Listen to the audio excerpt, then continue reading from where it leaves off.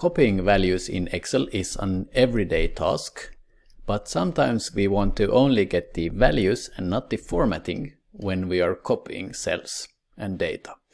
So let's look at how we can quickly copy data from one cell, but we only want to keep the actual value and not the formatting.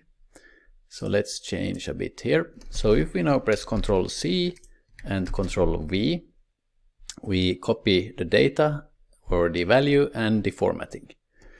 So if I want to only copy data here, I can of course right click, copy and paste values here with right clicking. But if we want to do this with a shortcut, we press Ctrl C to copy the data. We go to an empty cell and press Alt+E+S+V and Enter. And that does the same for us. So let's look at this in a bit slower again.